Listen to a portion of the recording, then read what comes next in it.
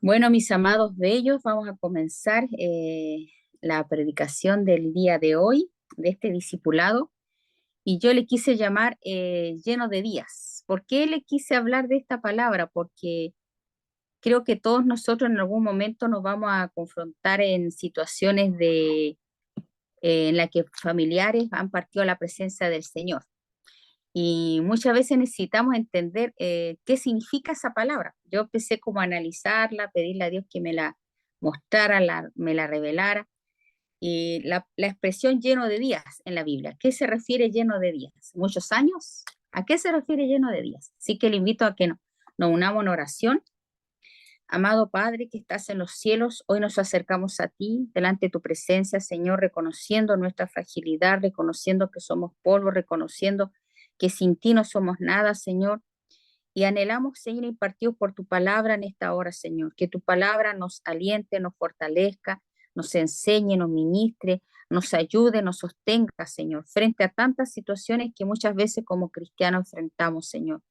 Me anonado yo para que tu Espíritu Santo seas hablando a través de mi boca, Señor, ministrando tu consejo, tu gracia, tu sabiduría, Señor, porque en ti está el poder, Señor, y nosotros nos refugiamos bajo la sombra de tus alas, Señor, pidiéndote de ti, Señor, la sabiduría, el conocimiento, la inteligencia para entender este concepto de lleno de días y poder disfrutar a plenitud todas las bendiciones en las que han sido ganadas por medio del sacrificio de tu Hijo Jesús en la cruz del Calvario. Gracias, Padre, en tu nombre, Jesús. Amén.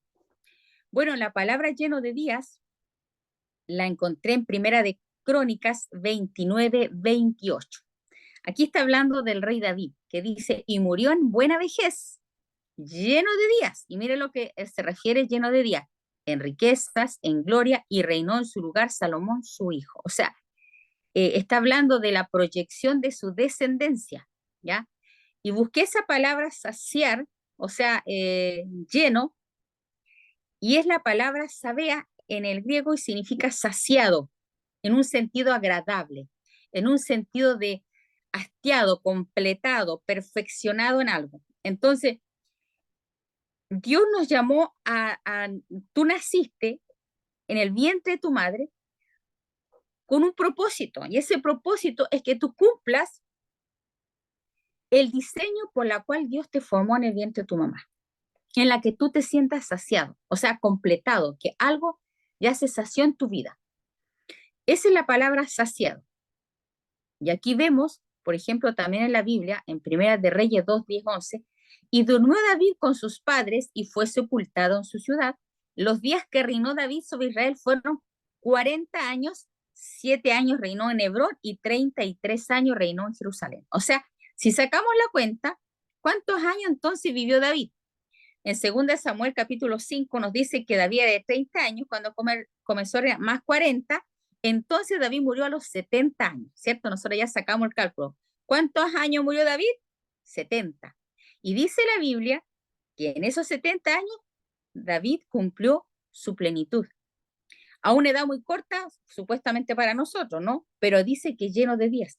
Pero si lo analizamos, David era un hombre de guerra, David tenía una vida activa y David cumplió con el propósito de Dios. Es decir, lleno de días no se refiere a que tenga muchos años, 90, 60, no, está refiriéndose a que en esos años lo vivió intensamente y tan intensamente que cumplió el propósito de Dios. Bueno, aquí les voy a hacer un resumen. Adán vivió 930 años, imagínense, viejito.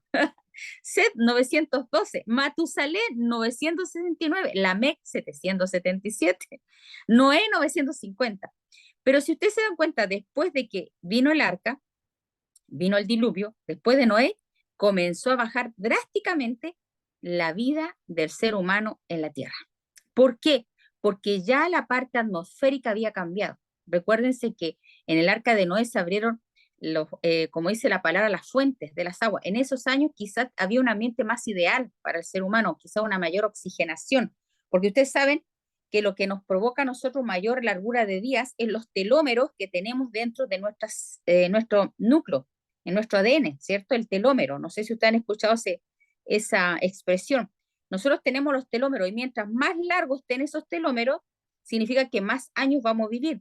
Y cuando se cortan los telómeros es cuando nosotros estamos bajo estrés, tenemos una mala alimentación, cuando nosotros estamos bajo amenaza en el sentido de nuestro cuerpo, ¿ya?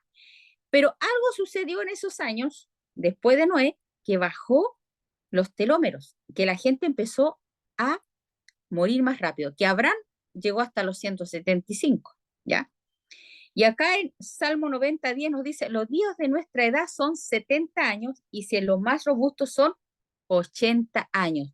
Con todo, su fortaleza es molestia y trabajo porque pronto pasan y volamos. O sea, si nos analizamos, estimados, nos podemos dar cuenta que ya después de lo que sucedió en esa época, después de que vivió Abraham, después de los patriarcas, le llamo yo, algo hubo que se acortó la vida de los seres humanos. Acá nos dice en los Salmos 90:10 que dice que los 70 y los más robustos 80, o sea, los pasaditos de los 80 están viviendo de gracia, por decirlo así, ¿ya? Como para que ustedes se den una idea. En Job 42 del 16 al 17 nos dice, después de esto vivió Job 140 años y vio a sus hijos, a los hijos de sus hijos, hasta la cuarta generación y murió Job viejo y lleno de días. Si se dan cuenta, la expresión lleno de días está hablando de una plenitud de algo, o sea, se cumplió el propósito tanto de David como de Job. De David era primero que nada que de su descendencia iba a venir uno que iba a gobernar. Era el hombre conforme al corazón de Dios. Se supuestamente que iba a edificar el templo, pero que lo iba a hacer su hijo. O sea, él cumplió un propósito que iba a venir en un llamado de generaciones que se iba a cumplir en David porque era conforme al corazón de Dios. Y en el caso de Job murió 130 años, que eran harto años, pero ¿cuál era el propósito de Job? Conocer a Dios cara a cara. Dice, de oídas te había oído, más ahora mis ojos te ven. O sea, el propósito de Job en todos sus sufrimientos, todo su dolor, no era la importancia de los bienes que tenía, de tantos hijos que tenía, sino de conocer a Dios de una manera más cercana, cara a cara, que mis ojos ahora te ven. Ahora vamos a analizar en Génesis a qué se refiere lleno de días. Vemos que Isaac también dice que murió y fue recogido a su pueblo viejo y lleno de días, y lo sepultaron Esaú y Jacob. También David ya viejo, lleno de días, ¿se da cuenta? Y después habla de David que era lleno de días con gloria, riqueza y reinó su hijo. Después dice Joaída, que también era un sacerdote, también dice que envejeció y murió lleno de días de 130 años, era cuando murió. Joaída ayudó a un rey a establecerse y a que se guardaran los preceptos del Señor. O sea, el propósito de él era que se guardara la palabra del Señor y ayudar a un rey para que gobernara con sabiduría y con temor a Jehová. Bueno, si nosotros analizamos en el versículo de la Biblia cuando dice expiró, ¿qué significa esa palabra expirar? Uno cuando analiza la muerte, analiza cuando han partido seres queridos, uno analiza mejor esta palabra. ¿Qué significa? Y esa palabra expirar o exhalar significa entregar el espíritu. El espíritu que Dios nos dio. O sea, tú y yo todos tenemos un espíritu, tenemos dentro de nosotros el soplo del aliento de Dios. Y mire, salió en una ocasión, no se lo tengo en estos momentos, pero se lo voy a buscar, cuando se fusionaba el óvulo con el espermio, se formaba una luz dentro ¿cómo se llama? De ese momento. Y claro, es cuando se forma la vida, porque como Dios, a través del soplo del aliento suyo, recibimos la vida, cuando uno muere, entrega ese soplo de vida a Dios. Entonces, ¿por qué? Porque así nos dice la palabra, que sopló en su nariz aliento de vida y fue un hombre, un ser viviente. O sea, yo tengo vida, ¿por qué? Porque el soplo que Dios me entregó. Y cuando usted entrega ese soplo, dice expira. Por eso que en los cementerios dice expiró. O sea, ya dejó totalmente su aliento y ya no hay más respiración. Yo cuando se murió mi gatito quedó totalmente tieso, no tenía vida ya, o sea, muerto, y aunque tenía los ojos abiertos porque se quedó totalmente tieso con los ojitos abiertos. Entonces, está hablando de que, y no tenía nada de vida porque uno en los ojos ve la mirada, ve que tiene un alma, pero mi gato está totalmente inerte. Y eso pasa con nosotros, del polvo somos y al polvo volvemos. Entonces, amados, Jesús pasó por la muerte. Y en esa muerte, cuando Jesús pasó a la muerte, entregó su espíritu. Por eso Lucas 22, 23, 46 nos dice, entonces Jesús clamando a gran voz dijo, Padre, en tus manos encomiendo mi espíritu. Y habiendo dicho, expiró. Jesús, ¿cuántos años vivió Jesús acá en la tierra? Aproximadamente 33 años. Él no vivió 70 ni vivió 80, o sea, él cumplió el propósito de Dios y murió justo a los 33 años. ¿Por qué los 33 años? Porque los 33 años es el culmine de la vida de nuestro cuerpo en la que crece y se desarrolla, va más y más y más, ¿cierto? Después de los 33 años empezamos con todos los achaques, o sea, se nos van acortando los telómeros, que se llama. Cuando un niñito crece, claro, se produce, va creciendo, los crecen las orejas, ¿cierto? Lo único que nos sigue creciendo cuando somos viejos es el cerebro y las orejas. Pero en esta ocasión Jesús, a los 33 años, entregó la vida por nosotros y entregó su espíritu. El propósito de Jesús al venir a la tierra era morir por los pecados de todos nosotros. También vemos que Ananías, cuando cayó y expiró, y vino un gran temor sobre todos los que lo oyeron, Ananías tuvo que partir ante la presencia de Dios. ¿Por qué? Porque él había mentido al Espíritu Santo, había retenido cierto dinero, o sea, Dios muchas veces tiene que disciplinar a los hijos cuando no se comportan bien para que no sean condenados con el mundo. Y ciertas personas han tenido que ser quizá cortados su proceso o los años que le tocan vivir, quizá no llegaron a los llenos de días. ¿Por qué? Para que no fueran condenados igual que el mundo. Por eso una parte en la escritura nos dice en la Santa Cena que muchos duermen. ¿Por qué duermen? Porque se fueron, partieron ante la presencia de Dios. Y no es porque Dios los haya castigado, es al contrario, es para Dios cuidarlos y guardarlos que no se vayan con el mundo. Entonces, lo que Dios o sea, lo que Pablo escribió en Corintios, cuando se acuerdan del muchacho este que había pecado con la madrastra, que dice que tuvo que ser puesto en disciplina, que muchas veces dice que su cuerpo se ha entregado a Satanás, pero su espíritu sea salvo, o sea, le cayó una enfermedad seguramente, quizá no sé de qué cosa le habrá pasado, pero este muchacho se arrepintió y como se arrepintió, no sé cuánto habrá durado más, pero muchas veces Dios tiene que usar esas formas de disciplina. Ahora, no siempre es así. Hay veces en las que yo me preguntaba y meditaba por qué ciertas personas mueren jóvenes. Por ejemplo, vemos en el caso de el que fue apedreado. ¿Se acuerdan ustedes de este joven que era diácono, que nos habla en Hechos de los Apóstoles? No es Bernabé, se llama Esteban. Esteban es un jovencito lleno de fe, lleno del Espíritu Santo, que con mucha valentía empezó a predicar en la sinagoga que Jesucristo, cuando le empezó a hablar a los religiosos, y vieron estos hombres llenos de rabia, de celo, agarraron piedra y lo mataron. Él es un mártir. Y el propósito de Dios es dar testimonio de Jesús. Pero él murió joven. Uno diría, pero ¿por qué Dios permite eso? Porque hoy en día yo he escuchado mucho esa expresión, pero ¿por qué Dios permite la muerte de un inocente? ¿Por qué Dios permite la muerte de un joven? ¿Por qué Dios permite esto? Y no nos damos cuenta, amados, que nosotros a veces vemos solamente lo temporal. Nosotros a veces estamos viendo solamente lo inmediato y no nos damos cuenta porque solo Dios tiene el rompecabezas completo. Y Él sabe las circunstancias y lo mejor para nosotros. Y en este caso, este famoso Esteban dice que en el momento que estaba siendo apedreado, dice que vieron su cara como el rostro de un ángel. Y dice que vio la gloria de Dios, veo al Hijo de Dios sentado a la diestra del Padre. O sea, imagínense lo maravilloso y el éxtasis tan sobrenatural que había en ese momento. Y que él, yo creo que en su mente dijo, yo quiero estar con el Señor. Y se fue con el Señor.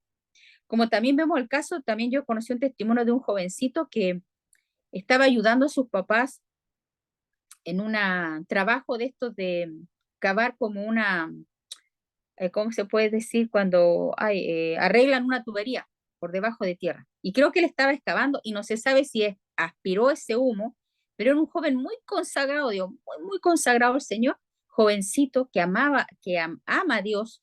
Yo siempre me refiero a veces, porque tú ya estás vivo en Cristo, ¿no? Pero no está en esta tierra, él murió, de repente lo encontraron desmayado, lo trataron de reanimar y nada, él había fallecido. Y muchas veces sus padres no se decían, pero ¿por qué si es tan joven? Sentían culpables, a lo mejor lo dejamos solo. Y la verdad es que él siempre, yo creo que vio la gloria de Dios, como Esteban. Vio la gloria de Dios y dijo, yo prefiero estar en el cielo que estar acá en la tierra. Entonces, y no entendemos muchas veces por qué Dios se lo llevó, porque mire, los que quedamos acá en la tierra somos los que más sufrimos, ¿o no? Por la muerte de un familiar. Por eso que Dios muchas veces nos dice, ¿sabes qué? Ámame a mí con todo tu corazón, con toda tu alma, con toda tu mente, con toda tu fuerza, porque yo soy eterno y nunca te fallo. Nosotros a veces humanamente nos queremos aferrar a las personas, amado, a un papá, a una mamá, a un hijo, a un cónyuge, y somos temporales. En cualquier momento Dios nos llama y ahí tenemos que ir. Y tenemos que aprender, amados, a entender que esto temporal, todo esto temporal, algún momento se va a acabar. Y todos, dice la Escritura, que está establecido que para los hombres mueran. Todos vamos a morir, todos. Algunos de 30, 60, otros de 90, otros de 10, algunos mueren en el vientre de su madre. Todos en algún momento vamos a morir, amado. Lo importante es que tú entiendas, que comprendas que lo más importante en la vida es hacer la voluntad de Dios. Esa es la plenitud de la vida. Y que tú puedas, como dice la palabra, lleno de días. Mire, aquí yo le voy a hablar un versículo que a mí me ministró mucho, que lo que le pasó a Jesús, porque él murió a los 33 años, uno podrá decir, pero ¿por qué tan joven? ¿Por qué no estuvo más tiempo con su iglesia? ¿Por qué no estuvo más momentos con su discípulo? Yo creo que sus discípulos cuando veían a su Mesías, a su esperanza morir, imagínense el dolor que ellos sintieron. Cuando yo me pongo en el lugar de Pedro, de Pablo, de María. María, imagínense cuando vio morir a su hijo, a su esperanza, aquel que había sido anunciado por ángeles. En Mateo 27:46 dice, cerca de la hora novena, que era como a las 3 de la tarde, Jesús clamó a gran voz diciendo, Eli, Eli, lama sabactani, esto es Dios mío, ¿por qué me has desamparado? Jesús, amados, murió por causa de nosotros, pero ¿sabe cuál es el dolor más grande que padeció Cristo? Fue el desamparo de su papá.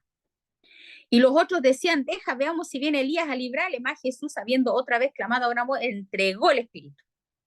Y aquí el velo del templo se rajó en dos de arriba abajo y la tierra tembló y las rocas se partieron y se abrieron los sepulcros y muchos cuerpos de santos que habían dormido se levantaron. Algo sobrenatural ocurrió en ese momento, amados. Resucitaron. Había gente que había muerto que lo pudieron identificar, que habían sido abiertos los sepulcros. O sea, Jesús de Nazaret, en la causa de muerte Jesús fue el desamparo de su padre, pero fue para aceptarnos a nosotros y para darnos vida nueva. Es para que tú y yo pudiéramos resucitar de todo el pecado que arrastrábamos de siglos pasados. Porque mire, tanto Adán, Abraham, Isaac, ellos murieron en esperanza. Dice la escritura que ellos fueron reunidos a su pueblo. Antiguamente, cuando moría alguien, siempre se decía, fue reunido a su pueblo. En el sentido de que iban al seno de Abraham.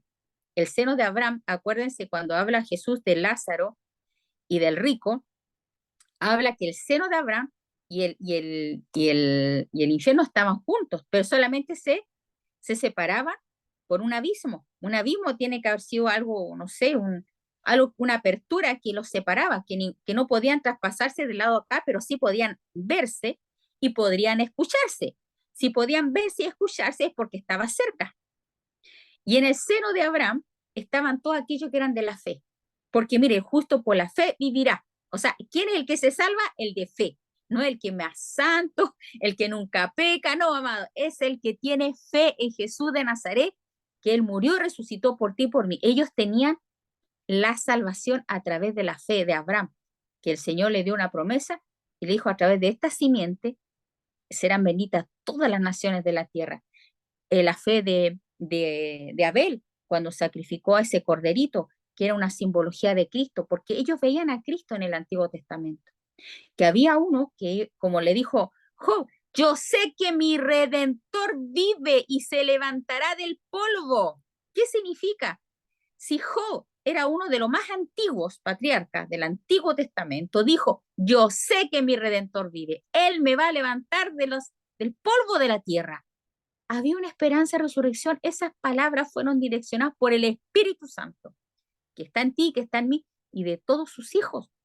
Por eso, amado, frente a la muerte de un familiar, no temas, no te angusties, porque vamos a resucitar. Vamos a vivir en la victoria de su Hijo. Por eso que no te centres tanto en esto temporal, amado. Céntrate más en lo eterno, porque en lo eterno vamos a ver al Hijo de Dios viniendo de entre las nubes con gran poder y gloria. Y dice que los muertos en Cristo resucitarán primero. Y luego nosotros, los que habemos quedado, vamos a ser en un abrir y cerrar de ojos, vamos a ser transformados a su imagen. Entonces, amado, mire, aquí algo sobrenatural ocurrió en esa época, que dice que el mismo Señor rompió el velo de arriba hacia abajo. ¿Por qué Dios nos habla en detalle? El Señor rompió la separación que había para poder un acceso directo al cielo, directo al trono de su gracia. Ya no hay el único mediador entre Dios y los hombres es Jesucristo, hombre, el que nos lleva a la salvación y la vida eterna. Por eso, amado, tú y yo tenemos que hoy más que nunca predicar en las buenas nuevas a las personas.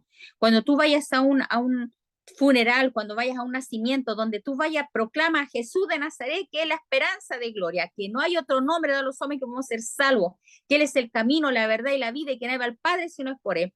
Jesús de Nazaret pagó en la cruz del Calvario tus pecados y mis pecados para darnos salvación. Entonces tenemos esperanza de vida eterna. Y imagínense que en esa época habían visto sepulcros de personas, de santos que habían dormido y que, imagínate ver a alguien que, hermano segundo, que tú lo veas muerto y después lo veas vivo. O cualquier otro hermano que hermana Miltita, y de repente la vimos viva. Y eso ocurrió en esa época. Pero algún día lo vamos a vivir en forma sobrenatural cuando Cristo venga. Vamos a ver a todos nuestros muertos resucitados. Por eso, amados, tenemos esperanza. Y si no resucitan en la primera resurrección, van a resucitar en la segunda. Porque acuérdense, van a haber dos resurrecciones. La primera para los vencedores, para los que han crucificado su carne con sus pasiones y deseos, en la que van a entrar al milenio. Y la segunda son todos aquellos que son de la fe en el nombre del Señor.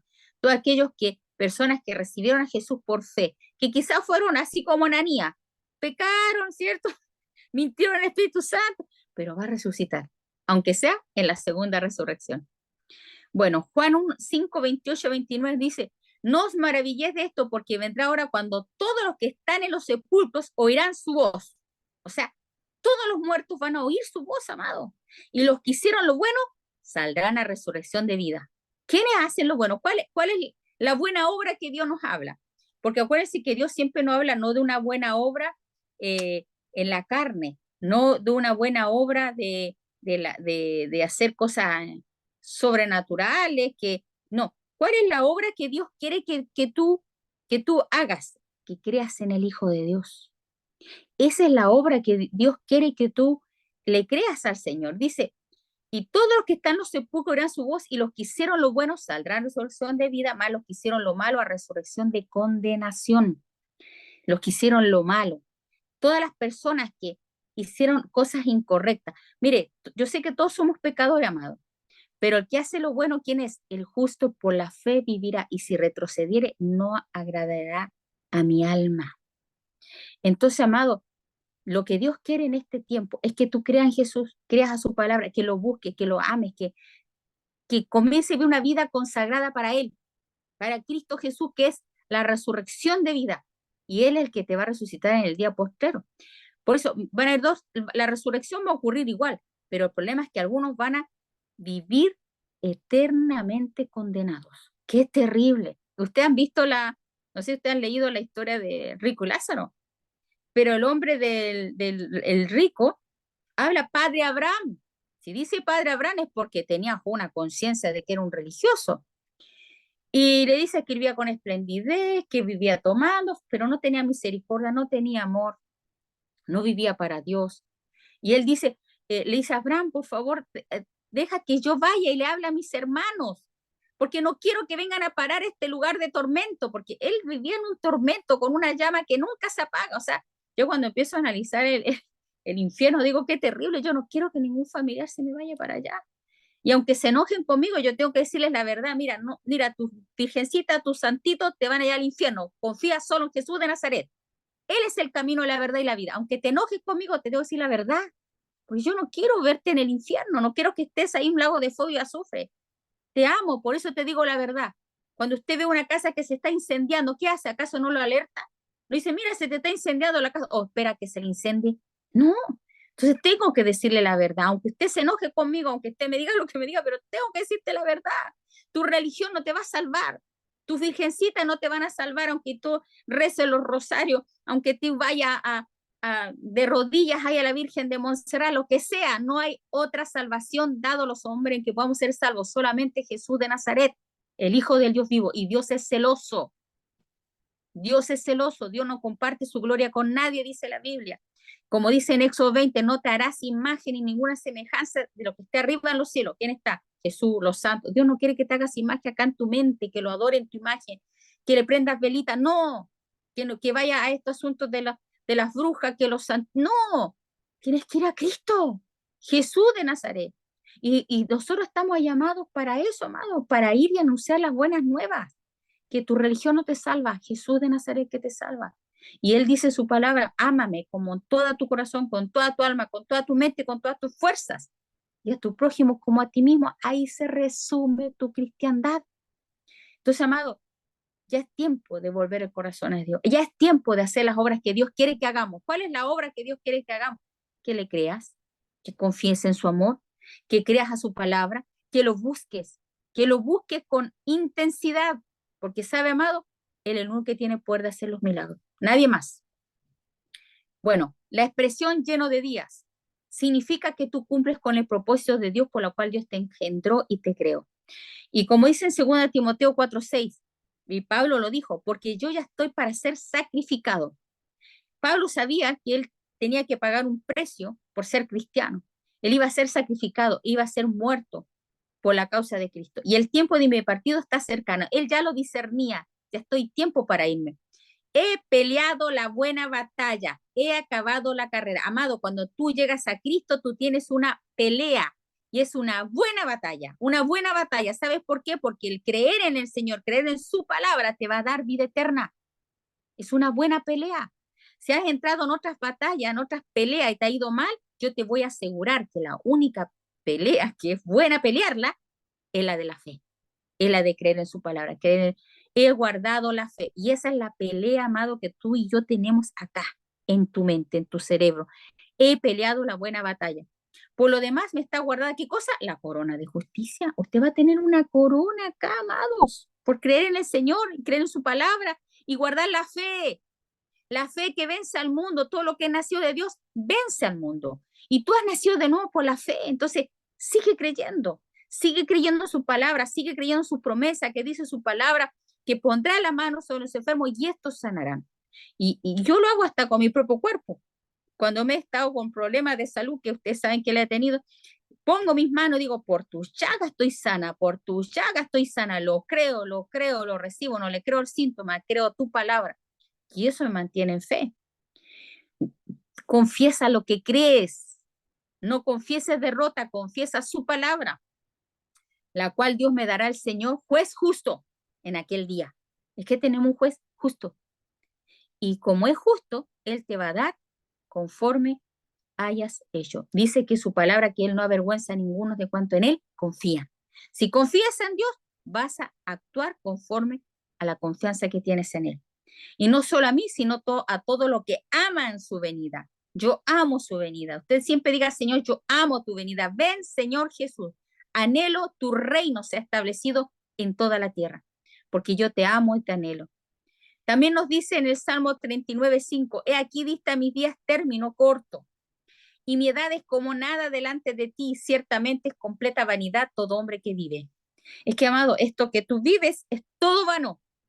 Uno cuando está en esos procesos de enfermedad o que te puedas morir, uno siempre analiza eso, que la vida es vana, tu trabajo es vano, tus ojos, tu cara, todo es vano, todo va a ser polvo. ¿Por qué usted se enoja? ¿Por qué usted pelea? Disfruta la vida mejor.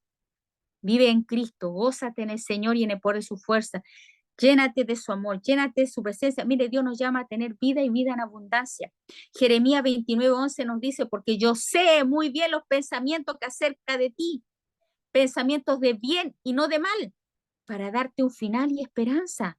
O sea, Dios no quiere lo malo para ti, Dios quiere lo bueno, pero tú tienes que aprender a vivirlo y tener fe y creer en Él. Mira, amado, usted tiene una pequeña semilla de fe que Dios te dio. Trabájala y ejercítala. Porque la fe es como hacer ejercicio.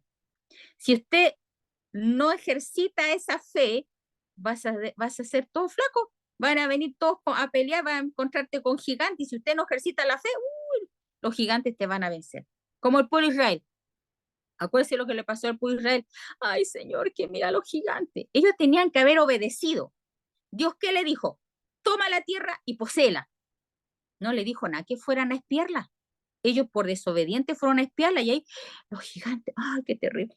Mira, amado, a veces usted tiene que aplicar fe, ni siquiera ver sus síntomas, ni ver qué problema tengo, no. Usted aplique fe solamente. Créale a Dios. Señor, yo creo en tu palabra, yo creo en tus promesas. Y si le cuesta, repítalo, repítalo, repita la palabra, confiésela, declárela, Señor, yo la creo en mi corazón. Lo que tú confiesas con tu boca, lo cree el corazón, viene salvación. Así se aplica, amado, así se vive en Cristo. Esa es la pelear la buena batalla de la fe, el llamado de la vida eterna. Es decir, yo traigo la vida eterna a mi vida, a mi familia, a mi entorno, a mi trabajo y comienzo a actuar conforme a lo que Dios me dice que haga.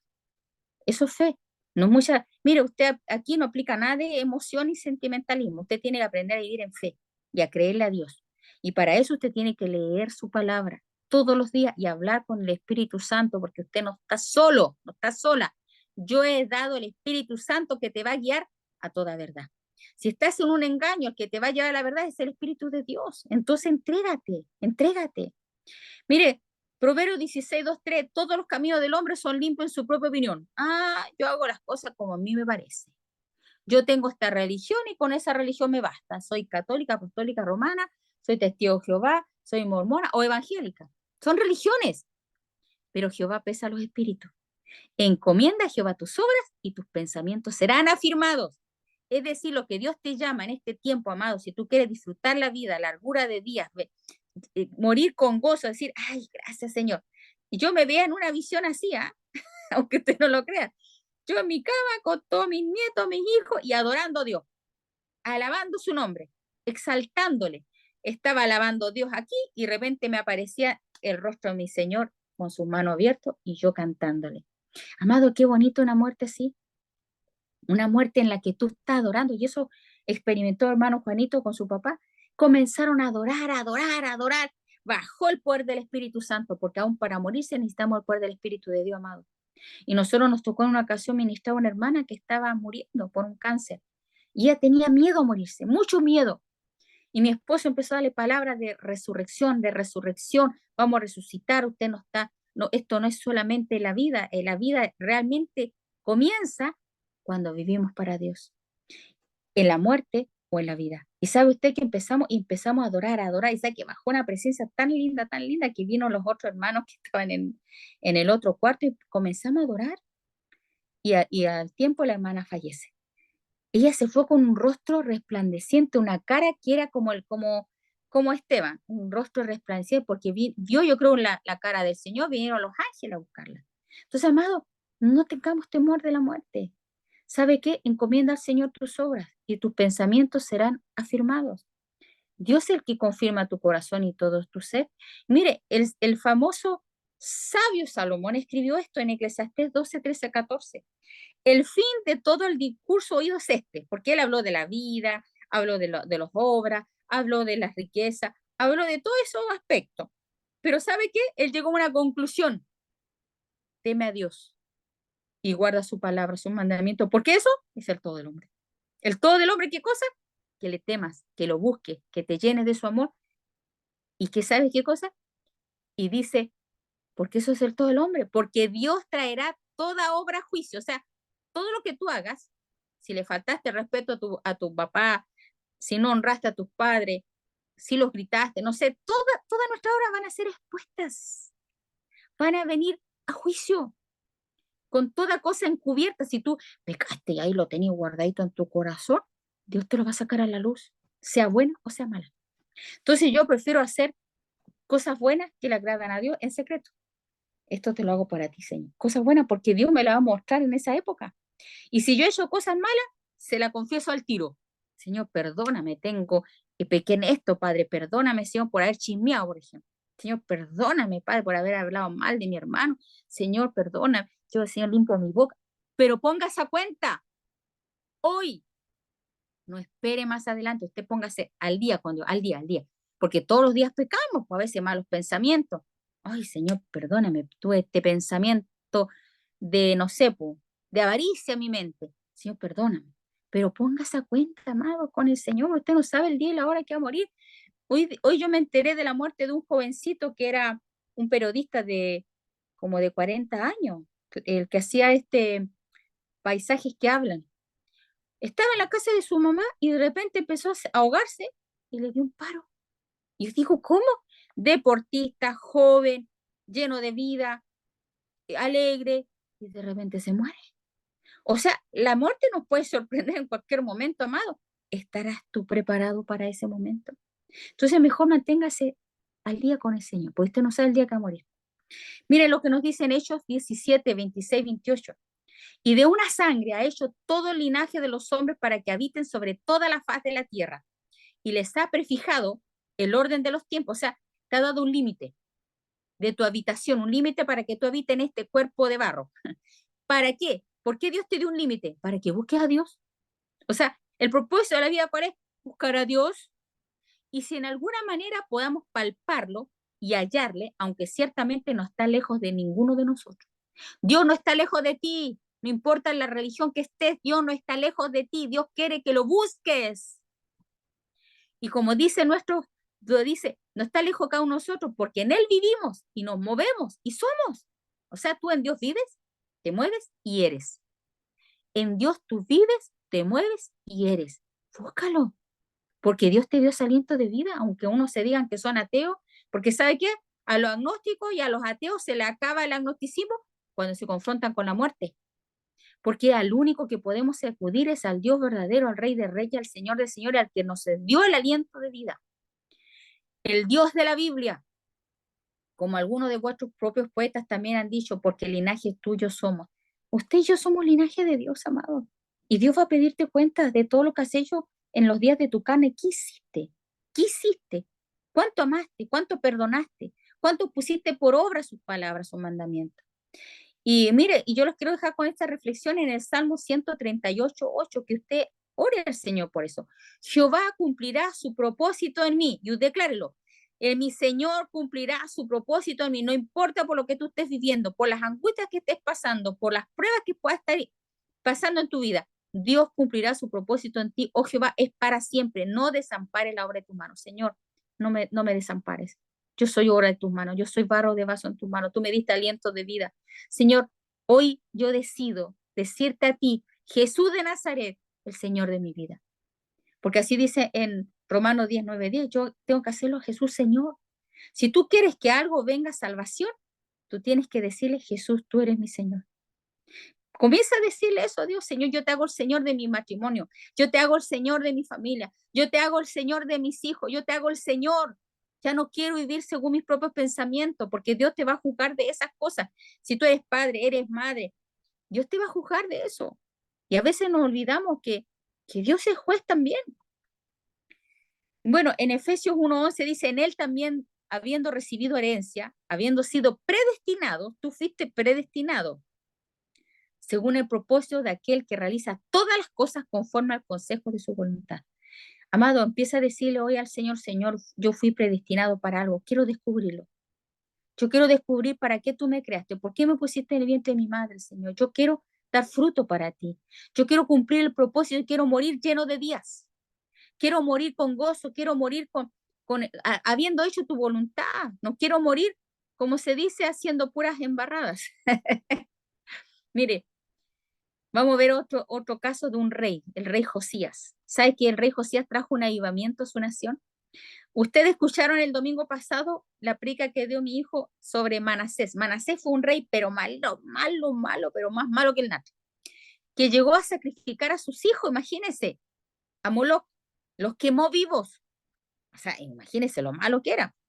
Y dice que él fue llevado cautivo a una tierra de Babilonia, y ahí dice que invocó al Dios de sus padres. Invocó al Dios vivo y verdadero. Y Dios le respondió porque se humilló. Y como se humilló, Dios lo puso nuevamente como rey. Y él empezó a sacar toda la idolatría, sacó a todos los ídolos. Es como usted era un católico, apostólico, romano, tenía su virgencita, su estampita, y de repente usted dice, el Señor no quiere que yo sea un idólatra. Y eso fue lo que Dios hizo en mi vida. Yo dije, no, tengo que abandonar la idolatría porque yo me creía muy buena. ¿Qué hizo Dios? Me confrontó con mis pecados. Porque Dios quiere que le adoremos en espíritu y en verdad, no con imágenes. Él quiere una relación, no una religión. ¿Y sabe lo que sucedió, amado? Que Manasés se convirtió a Dios y sacó a todas las imágenes, a las Astarte, a las Semiramis, ¿cierto? Se convirtió, restituyó el altar al Señor. ¿Y sabe qué? De él nació un hijo, bueno, de un nieto, no un hijo, un nieto que se llamaba Josías. Dice que de 8 años comenzó a reinar. Y dice que hizo lo recto. Y anduvo en los caminos de David su padre sin apartarse ni a derecha ni a izquierda. Y dice que comenzó a buscar al Dios de David su padre. O sea, ¿cuál es la voluntad de Dios? Es que busques al Dios vivo verdadero, al Dios de la Biblia. Y dice que a los 12 años, imagínense, en 8 años chiquitito, y a los 12 comenzó a limpiar a todo el país, de todos los lugares altos, de las imágenes de acera, escultura, imágenes fundidas.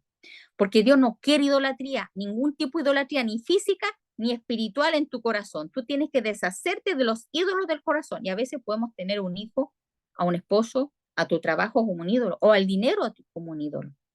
Dios quiere hoy que ya comiences a sacar los ídolos del corazón, porque Dios quiere traer un avivamiento a tu vida.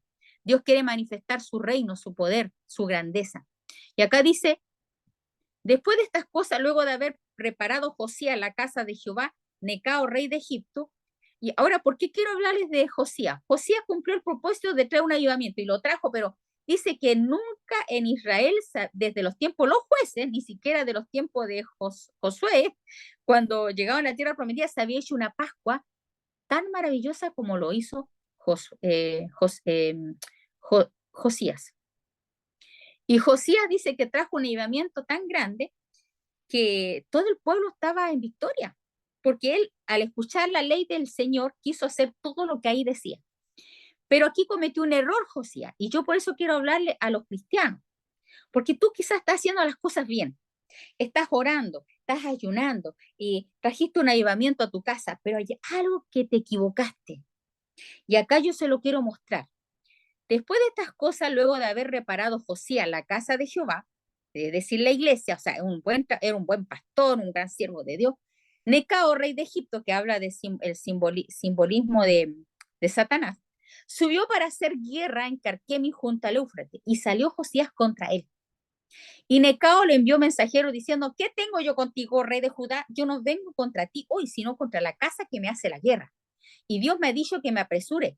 Deja de oponerte a Dios. Quien está conmigo, no sea que Él te destruya. Mas Josías no se retiró, sino que se disfrazó para darle batalla y no atendió a las palabras de Necao, que eran de boca de Dios. Y vino a darle batalla en el campo de Megiddo. Y los flecheros tiraron contra el rey Josías. Y este cayó gravemente herido. Entonces sus siervos lo sacaron de aquel carro y lo pusieron en un segundo carro que tenía y lo llevaron a Jerusalén, donde murió. ¿Habrá sido la voluntad de Dios que Josías muriera joven en una batalla así? No. Y dice que lo sepultaron y todo Jerusalén hizo duelo por él. O sea, él era un hombre de Dios que trajo un avivamiento, pero él fue a una guerra que Dios no lo llamó a hacer. Y eso pasa con muchos cristianos, que a veces tú vas a guerras que Dios no te manda a hacer guerras, ni guerras espirituales, ni que te confronte con ciertas personas. No, lo que le pasó a Juan el Bautista, Dios no lo mandó a confrontarse con la famosa Jezabel en esa época, con Herodías o con Herodes, no le dijo, anda y tenés que, no. Él tenía que preparar camino al Señor. Mire, tú ciñete en la asignación que Dios te dio y punto. No hagas más. Solamente ciñete a la voluntad de Dios. Porque acá Josías, el rey Necao, fue a hacerle guerra contra los israelitas, porque acuérdense que ahí estaba Acab, toda la descendencia de Acab, todos estos que se habían apartado, que eran idólatras, y Josías, como eran sus hermanos, dijo, no, yo tengo que ir a ayudar a mi hermanito que está en la batalla, ¿cierto? Voy a irme en contra de este Necao.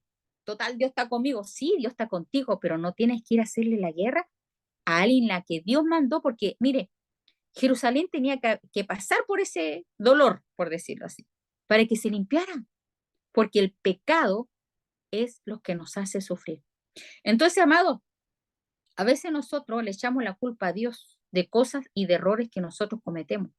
Dios no quiere que nosotros Dios siempre quiere que cumplamos el propósito, pero hay veces en las que no tenemos que salir a guerras que Dios no nos mandó a hacer para que podamos disfrutar la vida y hacer las cosas que Dios quiere que hagamos. Y bueno, esta palabra Dios me la entregó para que podamos disfrutar, amados. Disfrute la vida cristiana. Viva con gozo, viva con alegría, viva de la gracia que el Señor derramó en la cruz del Calvario por amor a nosotros, amados. Dios te ama y nos ama con amor eterno. Usted sírvale, ámele, búsquele con toda su fuerza porque el Señor te ama. Aprenda a vivir para Él, aprende, porque mira, amado, la vida así se nos va como un soplo. Es como, dice que la vida del hombre es como la flor del campo. Aparece bonita, radiante y empieza a marchitas. ¿Cierto? Ya andamos a los 40, a los 60, andamos como la flor marchita. ¿No es verdad? Con arruga. Pero disfrute la vida, amado. Y sabe que no hay mayor disfrute que buscar a Dios y hacer su voluntad. Ahí se resume la vida del hombre. Así que yo quiero invitarte a que nos unamos en oración y que aprendamos a escuchar la voz de Dios en estos tiempos, porque estamos en tiempos peligrosos, tiempos difíciles, pero en Cristo Jesús, los hijos de Dios, vamos a tener la victoria. Así que yo te invito a que hagas esta oración conmigo. Padre, hoy nos acercamos a ti, al trono de tu gracia. Te pedimos perdón por nuestros pecados. Hoy yo quiero que tú seas el Señor, que tú gobiernes mi vida, que tú, Señor, tomes el señorío completo, absoluto de todo mi ser, de mi familia. Señor, yo quiero morir lleno de días, cumplir el propósito por la cual tú me llamaste. Líbrame de todos mis errores, de todos mis pecados, aunque son ocultos. Líbrame, Señor. Líbranos, líbranos, Padre. Líbranos, Señor. Examínanos, escudriñanos. Ve si en nosotros hay camino de perversidad y llévanos al camino de la vida eterna. Señor, hoy nos humillamos y declaramos, Jesús de Nazaret es el Señor. Es el Señor de mi vida y de mi muerte. Es el Señor de mi cuerpo. Es el Señor de mi alma. Es el Señor de mi familia. Hágase conforme a tu voluntad, Señor. Queremos experimentar el gozo, la paz y vivir y morir para ti, Señor. Tú eres el gozo de nuestro corazón. Gracias, Jesús. Amén y amén. Que Dios me los bendiga, mis amados, grandemente. El Señor es bueno, el Señor es fiel.